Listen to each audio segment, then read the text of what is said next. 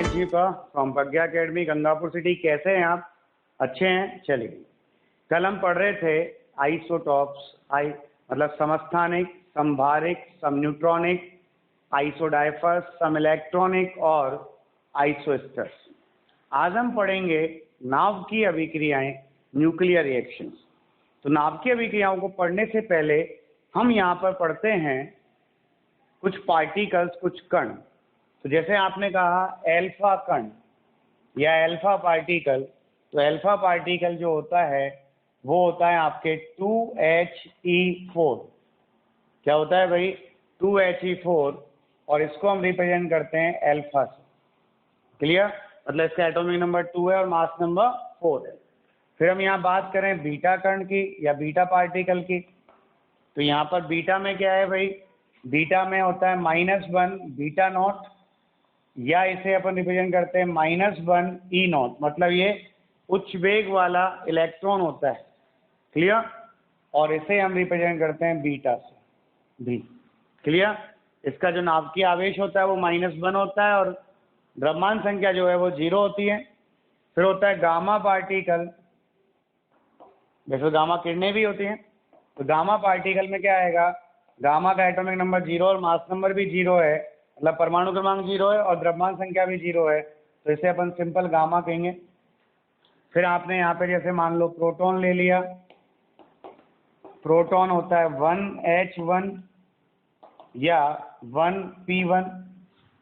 फिर आपने यहाँ पे न्यूट्रॉन ले लिया, न्यूट्रॉन होता है 0N1 और N।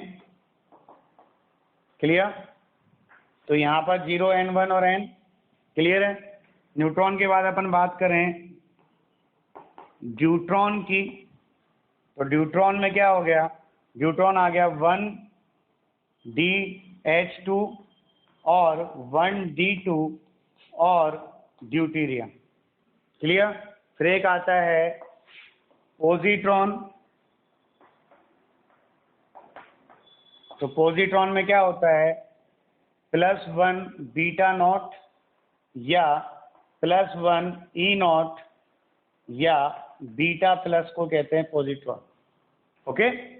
तो पॉजिट्रॉन क्या है? बीटा पार्टिकल का, बीटा कण का प्रतिकण है। प्रतिकण का मतलब क्या होता है?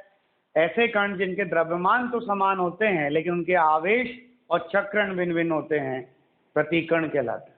क्लियर? अब हम यहाँ बात करें नाभिकीय अभिक्रियाओं की। क्लियर है यहाँ तक? ये पार्टिकल आपको लिख लेना है क्योंकि ये यूज होंगे। क्लियर? अब हम बात करें नाभिकीय अभिक्रियाओं की। तो नाभिकीय अभिक्रियाओं में क्या होता है वो देखिए। तो ये बात कर रहे हैं अपन अब नाभिकीय अभिक्रियाओं की। तो देखिए, अभिक्रियाएं हम दो प्रकार की पढ़ते हैं, नाभिकीय अभिक्रियाएं और रासायनिक अभिक्रियाएं। नाभिकीय अभिक्रियाएं तो वे अभिक्रियाएं होती हैं जिनमें नाभिक भाग लेते हैं, और रासायनिक अभिक्रियाएं वे अभिक्रियाएं होती हैं जिनमें परमाणु भाग लेते हैं। तो यहाँ परमाणु का नाभिक भाग लेता है और रासायनिक अभिक्रियाओं में परमाणु भाग लेते हैं। क्लियर? अब हम यहाँ बात करें तो नाभिकीय अभिक्रियाओं की परिभाषा क्या आई? वे अभिक्रियाएं जिनमें नाभिक भाग लेते हैं नाभिकीय अभिक्रियाएं कहलाती हैं। क्लियर?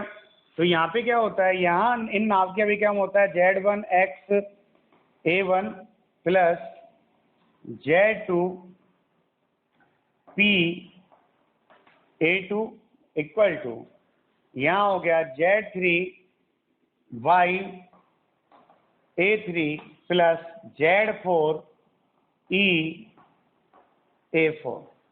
क्लियर? ये क्या है आपके?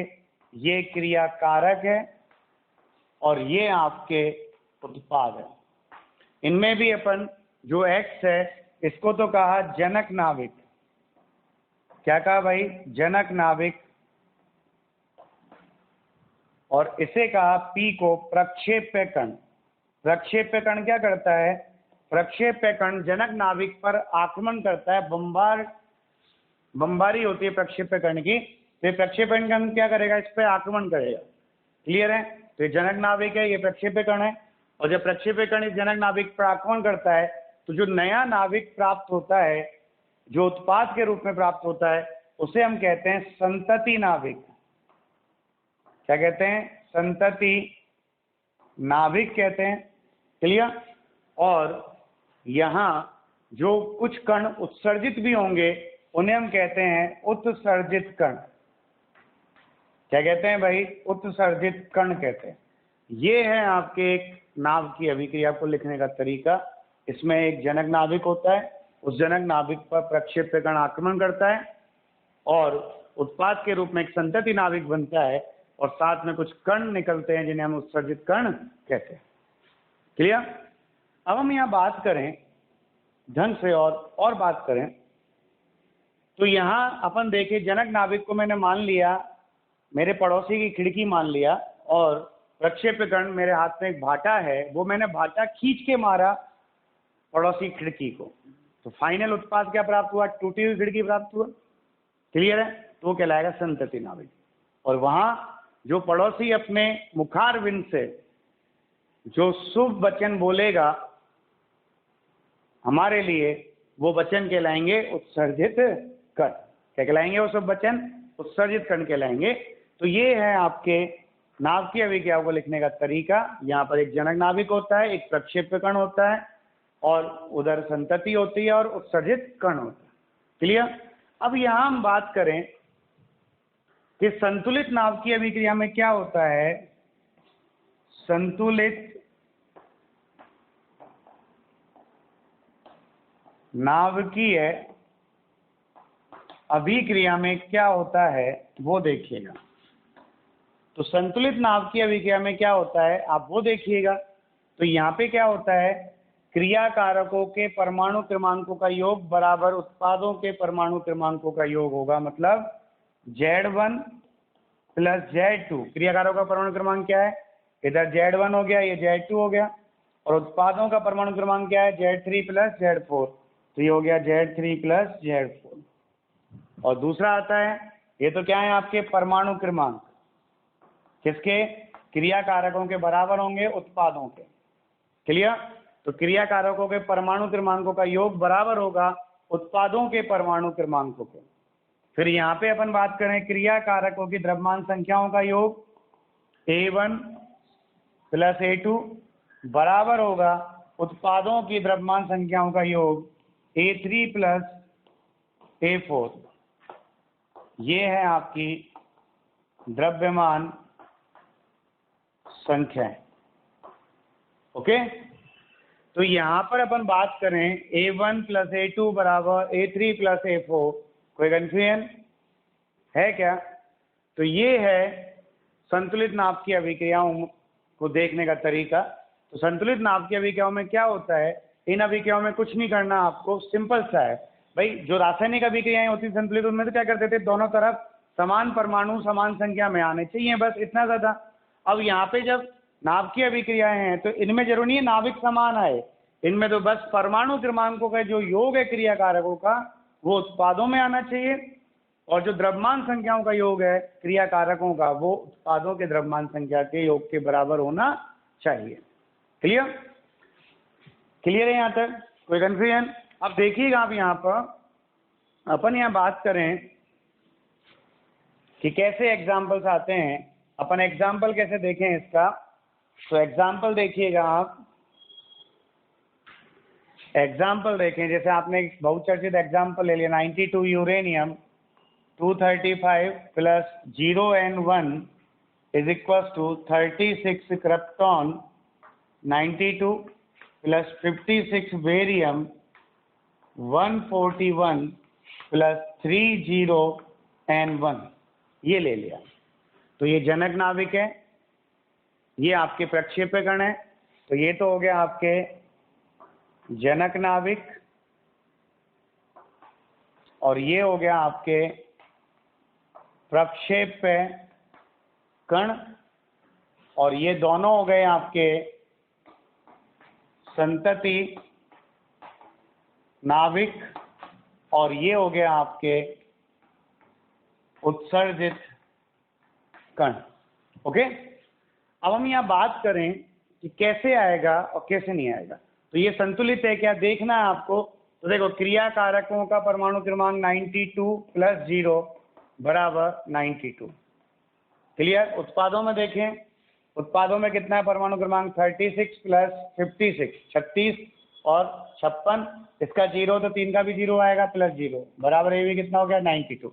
परमाणु क्रमांक बराबर है दोनों के। क्लियर भाई, परमाणु क्रमांक बराबर आ रहे हैं। और परमाणु क्रमांक के बाद अपन बात करें द्रव्यमान संख्या की। ओके, तो द्रव्यमान संख्या कितनी है यहाँ पर 235 प्लस 1 कितनी आ गई 236 236 आ गई। यहाँ कितनी है 92 प्लस 141 और प्लस 1 की 1 है तो 3 की 3 हो गई। इनको जोड़ेंगे तो ये 6 4 और 9 13 का 3 हासिल 1 और 2 236 आ गई। तो यहाँ द्रव्यमान संख्याएं भी 236 236 बराबर है और परमाणु क्रमांक भी क्रिया कारकों का उत्पाद के बराबर है। तो ये एक संतुलित अभिक्रिया, क्या है एक संतुलित अभिक्रिया। कोई कंफ्यूजन? अब वो क्या करेगा, आपको ये अभिक्रियाएं याद नहीं करनी है, एक भी इनको सॉल्व करना है। हमें ये देखना है बस कि इनमें क्रिया कारकों के परमाणु क्रमांकों का योग उत्पादों के परमाणु क्रमांकों के योग के बराबर आ रहा है कि नहीं आ रहा। और द्रव्यमान संख्या क्रिया कारकों की द्रव्यमान संख्याओं का योग उत्पादों की द्रव्यमान संख्याओं के योग के बराबर आ रहा है कि नहीं आ रहा, बस ये देखना है। अब जैसे अपन यहाँ बात करें,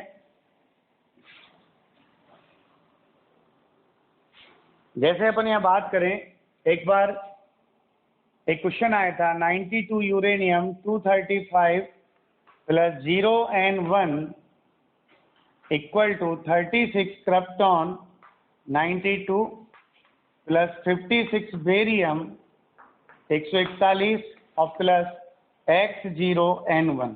और उसने कहा था कि भाई x क्या है, x का मान क्या होगा। ओके, ये क्वेश्चन पूछा है आपसे कि x का मान क्या होगा। और ये क्वेश्चन आया था कब, IIT JEE 2012 में। क्लियर। और IIT JEE 2012 में आया, तो क्या क्वेश्चन है ये वो देखिएगा। ठीक है, तो यहां पर अपन बात करें कि क्या क्वेश्चन है, तो आप वो देखिएगा। हमें यहाँ x का मान निकालना है। तो x में देखो परमाणु क्रमांक तो है ही नहीं, तो परमाणु क्रमांक को आप संतुलित करें ही नहीं। x में केवल द्रव्यमान संख्या है, तो द्रव्यमान संख्या से निकाल लेंगे अपन। तो जब x का मान निकालेंगे तो यहाँ पे अपन क्या करते हैं, x का मान निकालते हैं। x के मान में क्या लगेगा, क्रिया कारकों की द्रव्यमान संख्याओं का योग बराबर उत्पादों की द्रव्यमान संख्याओं का योग। ओके, ये करना है हमको। क्रिया कारकों की द्रव्यमान संख्याओं का योग बराबर उत्पादों की द्रव्यमान संख्याओं का योग। कितना है यहाँ पर 235 और 1। क्रिया कारक खत्म हो गए, उत्पाद की बात करें। उत्पाद में कितना है 92 141 और 1 का 1 है तो x का x हो जाएगा। क्लियर, 1 का 1 है तो x का कितना हो गया x। ये हो गया 236 बराबर यहाँ कितना हो गया 233 प्लस x, तो x बराबर होगा 236 माइनस 233 बराबर 3। तो यहाँ जो x का मान है वो कितना आ गया 3 आ गया। तो यहाँ कितने पार्टिकल निकलेंगे 3 न्यूट्रॉन निकलेंगे। ये क्वेश्चन आया था IIT JEE 2012 में। बस आपको ये सीखना है, आपको ये रटना नहीं है, अभिक्रिया याद नहीं करनी, केवल ये निकलवाएगा तो बस ये निकालना सीखना है। तो इसको निकालने के लिए आपका 2 ही नियम है, एक क्रिया कारकों के परमाणु क्रमांकों का योग बराबर उत्पादों के परमाणु क्रमांकों का योग, और दूसरा क्रिया कारकों की द्रव्यमान संख्याओं का योग बराबर उत्पादों की द्रव्यमान संख्याओं का योग। क्लियर, ये आंसर आएगा। तो कंफ्यूजन है तो चलिए, है क्या बेटा, नहीं है। आगे अपन देखें, एक और क्वेश्चन आपको दे दिया, मान लो इसी में ही है ना, इसी में दे दिया, और यहाँ पे उसने ऐसे ना देकर ये तो कंप्लीट कर दिया 3 और इसको गायब कर दिया कि ये क्या होगा, और यहाँ x लिख दिया कि व्हाट x क्या है। क्लियर? तो यहाँ क्या पूछा, x क्या होगा, ये क्वेश्चन दे दिया। क्लियर? x क्या होगा वो पूछा है आपसे, तो बेटा जीरो, x की वैल्यू निकालनी है आपको, और x की वैल्यू निकालनी है तो हमने मान लिया कि x का परमाणु क्रमांक z है और द्रव्यमान संख्या a है। क्लियर? क्या माना मैंने, x का परमाणु क्रमांक z है और द्रव्यमान संख्या a है। क्लियर है? तो यहाँ पे देखो परमाणु क्रमांकों का योग कितना आएगा क्रिया कारकों के, सॉल्यूशन। आपको परमाणु क्रमांकों का योग निकालना है क्रिया कारकों का, 92 + 0 खत्म क्रिया कारक बराबर, इधर कितना है परमाणु क्रमांक 36 है, और इधर कितना है z है, और इधर 1 का 0 है, तो ये 3 का कितना होगा, 3 का भी 0 ही होगा। तो यहाँ 92, इधर 36 हुआ, तो z बराबर कितना हो गया, 92 - 36, 6 गया तो 6 बचा, यहाँ हो गया 4 तो 5 बचा, 56 आ गया। तो परमाणु क्रमांक 56 आ गया। ऊपर द्रव्यमान संख्याओं का योग निकाल लो। अब द्रव्यमान संख्या कितनी है, ये तो किसका योग निकाला आपने, परमाणु क्रमांकों का। अब आपको द्रव्यमान संख्याओं का योग निकालना है, तो द्रव्यमान संख्या का योग कैसे निकलेगा, आप यहाँ देखिए कितनी द्रव्यमान संख्या है इसकी, क्रिया कारक में 235 है और इसकी 1 है। क्लियर? बराबर, इधर कितनी होगी, 92 हो गई, इसको हमने a ही मान रखा है, और यहाँ पर 1 की 1 है तो 3 की 3 होगी, भैया 1 की 1 है तो 3 की 3 हो गई, तो यहाँ हो गया 236 बराबर 92 और 3 95 प्लस a, तो a बराबर हो गया 236 माइनस 95, 5 गया 1 बचा, यहाँ 23 में 9 गए तो 14 बचे, 141। तो यहाँ पर देखिए परमाणु क्रमांक कितना आया इसका, 56 आया, तो x बराबर कितना आ गया 56। 56 पे क्या है एटॉमिक नंबर, एटॉमिक नंबर 56 का प्रतीक क्या है, बेरियम, और द्रव्यमान संख्या कितनी है 141 है, तो द्रव्यमान संख्या आ गई 141, तो x आ गया 56 बेरियम 141। क्लियर? आप ये क्वेश्चन को सॉल्व करने में आपको क्या करना पड़ा, कुछ नहीं करना पड़ा, बस यही लगाना पड़ा कि क्रिया कारकों के परमाणु क्रमांकों का योग बराबर उत्पादों के परमाणु क्रमांकों का योग, और क्रिया कारकों की द्रव्यमान संख्याओं का योग बराबर उत्पादों की द्रव्यमान संख्याओं का योग। क्लियर? यही नियम लगाना है, और कोई नियम लगाना ही नहीं है आपको। तो यहाँ पर नियम क्या लगेगा, यहाँ नियम लगेगा, क्या नियम लगाया आपने, क्रिया कारकों के परमाणु क्रमांकों का योग बराबर उत्पादों के परमाणु क्रमांकों का योग। क्लियर? एक तो ये कंसेप्ट लगेगा, और दूसरा कंसेप्ट क्या लगेगा, क्रिया कारकों की